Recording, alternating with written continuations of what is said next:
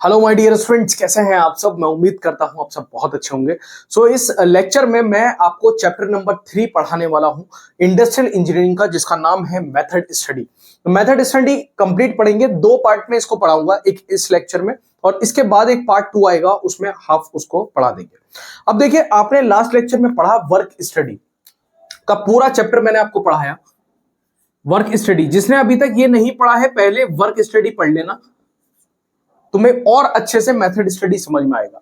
Work study को हमें पता था कि हमने इसको दो ग्रुप्स में डिवाइड किया था। किस किस में? एक किया था मेथड स्टडी में, मेथड स्टडी में, और एक किया था हमने वर्क मेजरमेंट में, वर्क मेजरमेंट में। ठीक है, दो ग्रुप्स में इसको डिवाइड किया था। उसके बाद हमें पता था कि जो मेथड स्टडी है उसको मोशन स्टडी भी बोला जाता है, इसको मोशन स्टडी भी बोला जाता है। और जो वर्क मेजरमेंट है इसको टाइम स्टडी भी बोला जाता है, टाइम स्टडी भी बोला जाता है। अब इस तरीके से हमने क्या किया, दो ग्रुप्स में इनको डिवाइड किया। सबसे पहले वर्क स्टडी हमने पढ़ा, पूरा चैप्टर पढ़ा, उसको हमने दो हिस्सों में बांटा, मेथड स्टडी और वर्क मेजरमेंट। मेथड स्टडी को हम मोशन स्टडी भी बोलते हैं और वर्क मेजरमेंट को हम टाइम स्टडी भी बोलते हैं। अब ये जो आपका चैप्टर है मेथड स्टडी, ये पूरा चैप्टर सिर्फ इस वाले पोर्शन के ऊपर है, यानी कि जो चैप्टर नंबर 3 है हमारा, उसमें पूरे में हम क्या पढ़ेंगे, मेथड स्टडी पढ़ेंगे। तो आइए अब शुरू करते हैं आपका पूरा ये चैप्टर, जिसमें हमें क्या पढ़ना है, पूरा मेथड स्टडी के बारे में पढ़ना है। सबसे पहले आप ये समझ लीजिए कि इसका सिलेबस क्या है, हमें इस चैप्टर में पढ़ना क्या क्या है। हमें डेफिनेशन पढ़नी है, किसकी डेफिनेशन आएगी इसमें, मेथड स्टडी की डेफिनेशन आएगी। उसके ऑब्जेक्टिव्स और प्रोसीजर क्या है मेथड स्टडी एनालिसिस के। उसके बाद कौन कौन सी जो इंफॉर्मेशन कलेक्शन रिकॉर्डिंग टेक्निक्स है वो पूरी पढ़ाएंगे। उसके बाद उनके जो वेरियस डायग्राम्स हैं उसकी मदद से उसको समझेंगे। तो सिर्फ क्या है, तीन चीजें मेन इसमें पढ़नी है आपको। पहला इसकी डेफिनेशन, दूसरा इसका प्रोसीजर क्या है, और तीसरा इसकी जो रिकॉर्डिंग टेक्निक्स है वो क्या है। तीन चीजें इसमें चैप्टर में पढ़नी है, लेकिन थोड़ा सा बड़ा चैप्टर है, एग्जाम में भी अच्छा खासा इस चैप्टर से पूछा जाता है, तो ध्यान से समझना है। अब देखिए, सबसे पहले समझते हैं मेथड स्टडी क्या है। तो मेथड स्टडी की जब हम बात करते हैं तो ये क्या है, सिस्टमेटिक रिकॉर्डिंग है। किसकी? जो हमारे काम करने का जो अभी तरीका है, जिस तरीके से हम काम कर रहे हैं उसकी एक रिकॉर्डिंग टेक्निक है। हम उसका एनालिसिस करते हैं, उस काम को हम देखते हैं कि जो काम हमारी कंपनी में, हमारी फैक्ट्री में किया जा रहा है वो किस तरीके से किया जा रहा है। क्या उस काम को किसी और तरीके से करके हम उसमें कुछ इंप्रूवमेंट ला सकते हैं, हम उसकी प्रोडक्टिविटी को बढ़ा सकते हैं। अगर ऐसा हो सकता है तो उसी स्टडी को हम क्या बोलते हैं, मेथड स्टडी बोलते हैं। यानी कि क्या है कि डेवलप करना और अप्लाई करना easier effective method of reducing cost. यानी कि हमने क्या किया, कोई ऐसा तरीका डेवलप कर लिया जिससे क्या हुआ, हमारी जो कॉस्ट है प्रोडक्ट को बनाने की वो कम हो गई। सपोज ये मार्कर जो है वो मैं 10 रुपए में बना रहा था और मार्केट में 12 रुपए में सेल कर रहा था, तो मैं अब इसे 8 रुपए में बनाऊंगा और मार्केट में 11 रुपए में सेल करूंगा। तो मेरी क्या होगी, कॉस्ट कम हो जाएगी, प्रॉफिट बढ़ जाएगा। जो 2 रुपए बच रहे थे अब 3 रुपए बचेंगे, और साथ साथ लोगों को भी ये लगेगा कि कंपनी कम पैसों में अच्छा प्रोडक्ट मुझे दे रही है, तो ज्यादा बिकेगा मार्केट के अंदर। तो वही हमारी जो हेल्प करती है, कौन करती है, मेथड स्टडी करती है। दूसरा वर्क मेजरमेंट क्या था भाई, वर्क मेजरमेंट क्या कर रहा था, नाम से ही पता चल रहा है, कार्य को नापना, मेजरमेंट करना। उसका मेजरमेंट क्या होता है, मापना। तो कार्य जो हम कर रहे थे उसको माप रहे थे, यानी कि उसमें कितना समय लग रहा है। ऐसा तो नहीं है कि यहां से प्रोडक्ट यहां निकला है और ह्यूमन जो है वो बहुत दूर पे खड़ा है, जो वर्कर है बहुत दूर खड़ा है, फिर वो वापस से सामान उठाने आ रहा है, उसके बाद वापस लेकर के जा रहा है। तो जो समय उसमें व्यर्थ हो रहा है, जो समय उसमें वेस्ट हो रहा है, उसको कैसे कम करूं ताकि जो मेरी प्रोडक्टिविटी है वो बढ़ जाए। 1 घंटे में 10 प्रोडक्ट बन रहे थे तो 12 बनने लग जाए। तो 2 प्रोडक्ट भी अगर 1 घंटे में बढ़ रहे हैं तो 5 घंटे में 10 बनेंगे ना। तो क्या होगा कि प्रोडक्टिविटी धीरे धीरे फैक्ट्री की या फिर वर्क प्लेस की बढ़ जाएगी। तो ये क्या है, work measurement is the application और techniques designed to establish the time for a qualified worker to carry out a specified job at a defined level and performance. तो बेसिकली क्या है, जो हमारे वर्कर्स हैं उनकी परफॉर्मेंस को इंक्रीज करने के लिए हम वर्क मेजरमेंट का यूज करते हैं। यही तो काम होता है मैनेजमेंट का, मैनेजर का यही काम होता है कि वो जो, अब इसका ये मतलब नहीं है बिल्कुल भी, इसका ये मतलब बिल्कुल मत निकाल लेना। कुछ लोग वर्क मेजरमेंट का मतलब ये निकाल लेते हैं कि सर वर्क मेजरमेंट का मतलब ये है कि जो वर्कर है उसका खून चूस लेना है, बिल्कुल वो 1 मिनट भी खाली ना बैठ पाए। मतलब वो सुबह अगर 9 बजे ऑफिस आ गया है तो शाम को 6 बजे तक लगातार वो काम करता रहे। ये तो गलत है।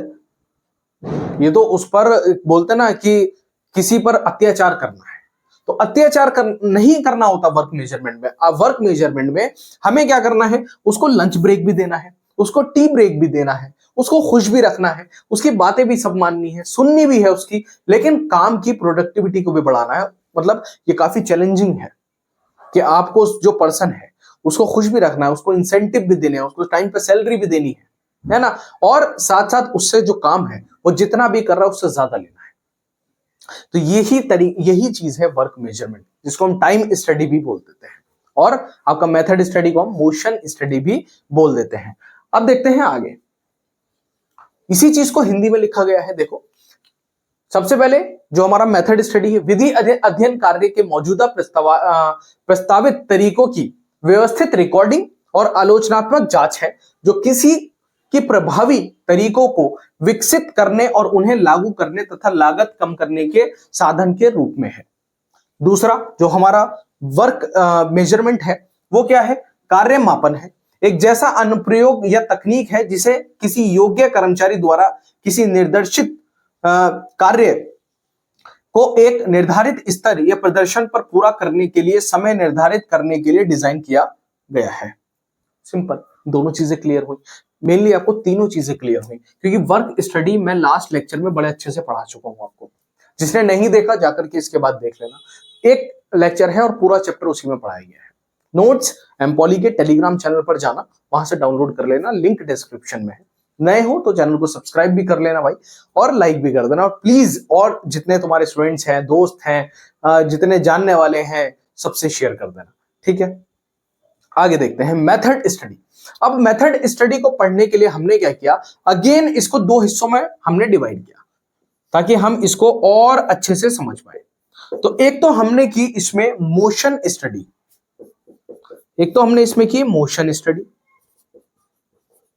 और दूसरी इसमें हमने की माइक्रो मोशन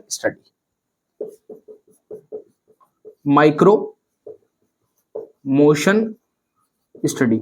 यानी कि अगेन हमने क्या किया, देखो वर्क स्टडी को दो हिस्सों में बांटा। अब इसका पूरा अपना एक चैप्टर आ गया, तो हमने फिर से इसको दो हिस्सों में बांटा ताकि अब हम इसको अच्छे से समझ पाए। आगे के चैप्टर में वर्क मेजरमेंट पूरा पढ़ना है। अब समझो, जब दो हिस्सों में इसको बांटा तो मोशन स्टडी सबसे पहले पढ़ते हैं कि भाई ये जो मोशन स्टडी है इसका क्या मतलब है।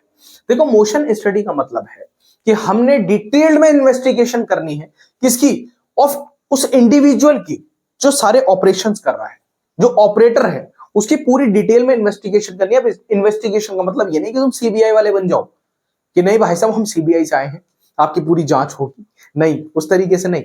आपको क्या करना है, आपको यह देखना है जो आपका ऑपरेटर है क्या वो स्किल्ड है, क्या वो तरीके से काम कर रहा है। दूसरा, जो आपने लेआउट है मटेरियल का वो ठीक है।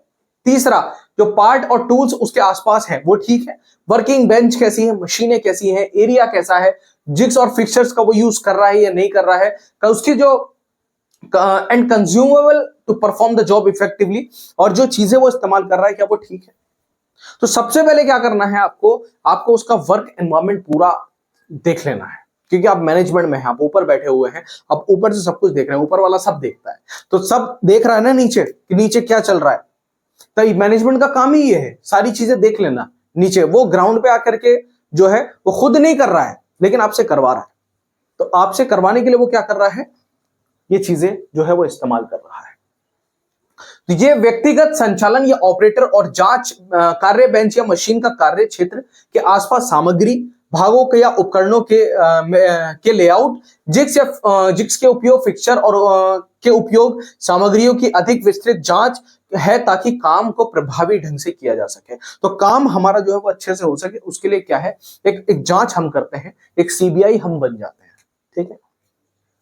ये चीजें क्या है, ये चीजें तुम्हें समझनी है। और अब मैं बहुत काम कर रहा हूं इन चीजों पे कि मैं ये चीजें आने वाले टाइम में जितनी कर सकता हूं, अगर मैं 10 बच्चों की भी लाइफ चेंज कर सकता हूं तो मैं करूं, ताकि ये हो कि एक पॉलिटेक्निक वाला बच्चा जो है जब वो एडमिशन किसी कॉलेज में लेता है तो उसका माइंडसेट इंजीनियर वाला होता है, उसको ये लगता है कि मैं इंजीनियर बनूंगा। लेकिन आपको रियलिटी बता देता हूं कि जब जैसे जैसे आप अपना कॉलेज कंप्लीट करते हैं, आपकी जो माइंडसेट है वो वर्कर वाला बना दिया जाता है।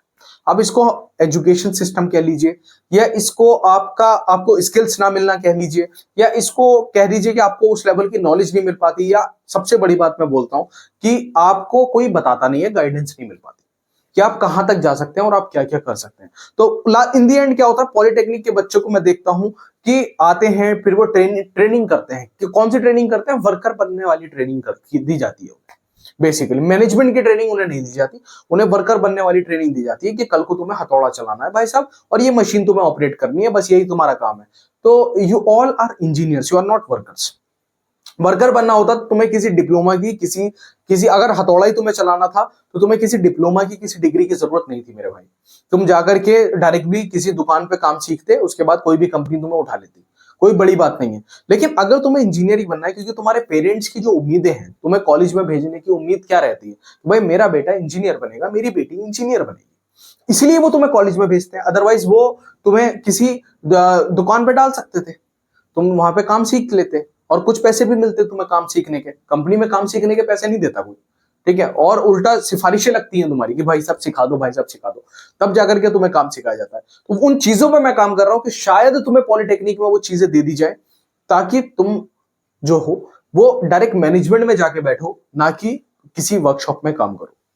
ये चीजें मैं कोशिश कर रहा हूं, ये चीजें तुम तक पहुंचा पाऊं, और ग्राउंड लेवल से इसके लिए काम करना पड़ेगा, तो वो करेंगे, बहुत जल्द उसके लिए करेंगे। अभी सिर्फ प्लानिंग है, वो उसको कोशिश करूंगा कितनी जल्दी इंप्लीमेंट कर पाऊं, क्योंकि अभी बहुत चीजें, बहुत सारी सपोर्ट मुझे चाहिए, इतना आसान नहीं है इसको कर देना। तो प्लीज सपोर्ट आप लोग करिए जितना आप कर सकते हैं, और जितना मैं आपको दे सकता हूं उतना मैं देने के लिए तैयार हूं। तो प्लीज सपोर्ट करें, ज्यादा से ज्यादा शेयर कीजिए। इंडिया के अंदर 26-2700 कॉलेजेस हैं पॉलिटेक्निक के, जिसमें से कुछ प्राइवेट है, कुछ गवर्नमेंट है। तो अगर इतने कॉलेजेस तक हम पहुंच गए तो हम बहुत अच्छा कर सकते हैं, क्योंकि बहुत लोगों की लाइफ का सवाल है, बहुत लोगों के करियर का सवाल है।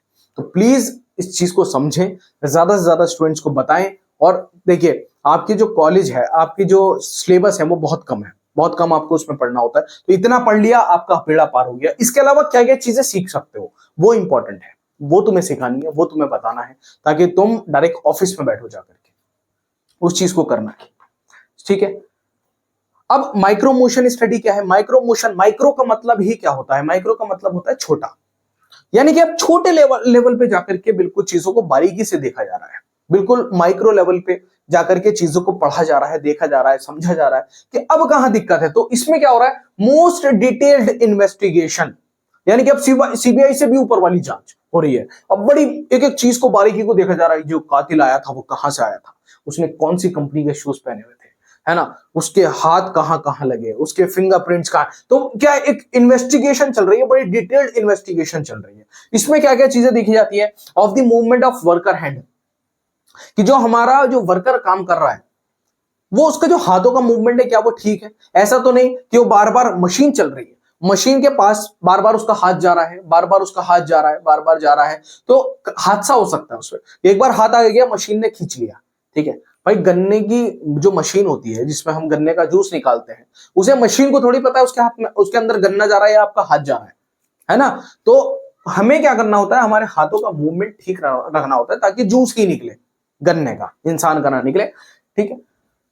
आर्म्स, लिंक्स, हेड्स, उसका सबका movement while performing the job, काम करते समय। Motion pictures, cameras, film recordings, ये सब हमें देखना होता है कि कोई भाई जो हमारा वर्कर है वो पीछे बैठ करके सुट्टा तो नहीं मार रहा है ना। कभी पता चल रहा है भाई साहब कि भाई साहब मुझे बहुत काम रहता है, अच्छा पता चल रहा है हम कैमरे में देख रहे हैं, ओहो ये काम रहता है, हर आधे घंटे के बाद भाई साहब को एक सिगरेट चाहिए, एक बीड़ी चाहिए। तो वो सब नजर रखनी होती है। यही इसी को हम बोलते हैं माइक्रो मोशन स्टडी। बेसिकली हम एक एक पॉइंट को नोटिस कर रहे हैं, हम मूवमेंट को चेक कर रहे हैं, अपनी मशीन्स को चेक कर रहे हैं, मटेरियल्स को चेक कर रहे हैं, ठीक है, अपनी कॉस्ट कम करने की कोशिश कर रहे हैं और प्रोडक्टिविटी बढ़ाने की कोशिश कर रहे हैं। Few tools used to study the micro motions specified for a job और ऑब्जेक्ट। तो ये सब कुछ चीजें हैं जो माइक्रो मोशन स्टडी में इस्तेमाल की जाती हैं। आगे देखते हैं ऑब्जेक्टिव क्या है हमारा मेथड में स्टडी का, यानी कि विधि अध्ययन के उद्देश्य क्या है वो एक बार समझ लेते हैं। तो सबसे पहला और सबसे बड़ा उद्देश्य क्या है, इंप्रूव करना layout and design of work place. तो देखो जो जगह, जिस जगह पे आप काम करते हो वो जगह खूबसूरत होनी चाहिए, जिस जगह पे आप पढ़ते हो वो जगह खूबसूरत होनी चाहिए। जरूरी नहीं उसमें टाइल्स पत्थर ही लगा हो, नहीं यार, आप जिस जगह से काम कर रहे हैं या पढ़ रहे हैं या कुछ भी कर रहे हैं वो जगह अगर आपकी अच्छी होगी तो आपको काम करने में मजा आएगा। कोशिश करिए उसको साफ रखिए। Improved and efficient work procedures, work procedure जो है वो इंप्रूव्ड हो, लगातार उनमें इंप्रूवमेंट किया जा सके और जो वर्क है वो एफिशिएंटली किया जा सके। ठीक है, तो सुधारित और कुशल कार्य प्रक्रिया हो। Effective utilization of man, machines and materials, तो जितने भी जो इंसान है उसका भी इस्तेमाल, मशीन्स का इस्तेमाल और मटेरियल का इस्तेमाल, तीनों चीजों का इस्तेमाल हमें इफेक्टिवली करना है। इंप्रूव डिजाइन और specification of the final product, जो भी हमारे प्रोडक्ट आए वो जो है काफी इंप्रूव्ड हो, अच्छे हो, स्पेसिफाइड हो, सारी चीजें बढ़िया होनी चाहिए। अब देखते हैं स्कोप ऑफ मेथड स्टडी, विधि अध्ययन का दायरा क्या है, स्कोप क्या है इसका। To determine the best sequence of doing work, तो सबसे पहले क्या है कि हमारा जो सीक्वेंस है काम करने का तरीका वो ठीक हो, ऐसा ना हो जो काम बाद में हो सकता था उसको हम पहले कर रहे हैं, पहले वाले को बाद में कर रहे हैं। ठीक है, दूसरा टू इंप्रूव वर्क मेथड और प्रोसीजर्स ऑफ डूइंग वर्क, तो वर्क मेथड को और प्रोसीजर्स को हम लगातार इंप्रूव करते रहें। प्लांट यूटिलाइजेशन, मटेरियल यूटिलाइजेशन को इंप्रूव करें। तीनों पॉइंट आपको क्लियर हो गए होंगे, बहुत आसान पॉइंट्स इसमें हमने डाले हैं। उसके बाद एलिमिनेट करें, सबसे बड़ी चीज एलिमिनेट करें वेस्ट एंड अनप्रोडक्टिव ऑपरेशंस, तो जो जिनकी जरूरत ही नहीं है जिन कामों की उसको क्या करें, एलिमिनेट करता रहे, बाहर करता रहे। उसके बिना भी अगर काम चल सकता है तो चलाया जाए। To reduce the manufacturing cost by the best alternate method of production, ठीक है, तो रिड्यूस करे मैन्युफैक्चरिंग कॉस्ट को बेस्ट ऑल्टरनेट मेथड से, लगातार मेथड्स को चेंज करता रहे और जो है बेस्ट से बेस्ट प्रोडक्ट हमारा लॉन्च करते रहे। अब नेक्स्ट हम देखेंगे अपना मेथड स्टडी का प्रोसीजर। ठीक है, मेथड स्टडी का प्रोसीजर जो है उसको एक जो है वो चार्ट के फॉर्म में भी बना लेना ताकि तुम्हें आसान रहे इसको याद करना। सबसे पहले देखो इसमें एक चीज आती है, तो सबसे पहला पॉइंट इस्तेमाल किया जाता है वो है सेलेक्ट। तो सबसे पहले हम क्या करते हैं, सेलेक्ट करते हैं, उसके बाद क्या करते हैं, रिकॉर्ड करते हैं, रिकॉर्ड के बाद एग्जामाइन करते हैं। अभी इतना लिखो, उसके बाद कुछ आगे के पॉइंट्स और हैं इसमें। ठीक है, तो सबसे पहले सेलेक्ट करते हैं, तो इसके अंतर्गत कार्यविधि अध्ययन हेतु कार्य का चयन किया जाता है कि हमें कार्य क्या करना है। दूसरी चीज, सबसे पहले भाई सबसे पहले सेलेक्ट करोगे ना कि आपको करना क्या है, आपको सब्जी लानी है, तो सब्जी के लिए कहां जाना पड़ेगा, बाजार जाना पड़ेगा। सब्जी के लिए कहां जाना पड़ेगा, बाजार जाना पड़ेगा। भाई जूतों की दुकान पे तो जाओगे नहीं, तो सब्जी की दुकान पे जाना पड़ेगा। तो सब्जी की दुकान पे जाने के लिए आपको ये पता चल गया कि भाई मुझे सब्जी लानी है और सब्जी की दुकान पर जाना है। क्लियर। दूसरा रिकॉर्ड, इसके अंतर्गत कार्य से संबंधित समस्त जानकारियां एकत्र कर रिकॉर्डिंग की जाती है। सबसे पहले क्या किया जाता है, रिकॉर्ड किया जाता है। जैसे मैंने आपकी पीपीटी पढ़ाने से पहले रिकॉर्ड की, पढ़ाने से पहले इसकी प्रिपरेशन की, तब आपको मैं अब क्या कर रहा हूं, पढ़ा रहा हूं या आपको वो चीज सर्व कर पा रहा हूं, दे पा रहा हूं। एग्जामाइन, इसके अंतर्गत प्राप्त जानकारी का क्रांतिक परीक्षण किया जाता है कि जो जानकारी हमने इकट्ठा की है क्या वो ठीक है, क्या उसमें कुछ कमी तो नहीं है, या हमने कोई गलत जानकारी तो इकट्ठी नहीं कर ली, सेम हमारे काम की तरह। आगे देखते हैं डेवलप। अब क्या है, डेवलप। हम क्या करते हैं, डेवलप करते हैं। क्या, इसके अंतर्गत क्रांतिक परीक्षण के पश्चात सबसे सस्ती तथा प्रभावशाली विधि को विकसित किया जाता है, डेवलप किया जाता है। हमने क्या कर रहे हैं, अब प्लान बना रहे हैं, पूरा प्लान जो है वो डेवलप किया जा रहा है, पूरी प्रभावशाली जो विधि है उसको बनाया जा रहा है। उसके बाद इंस्टॉलेशन, अब यहां से कार्य शुरू होता है करने का। अब तक तो क्या चल रहा था हमारा, पेपर वर्क चल रहा था, अब इंस्टॉलेशन शुरू हुआ, इंस्टॉल करना हमने उसको शुरू किया। इसके अंतर्गत उपरोक्तानुसार विकसित सर्वोत्तम कार्यविधि को मानक के रूप में स्थापित किया जाता है।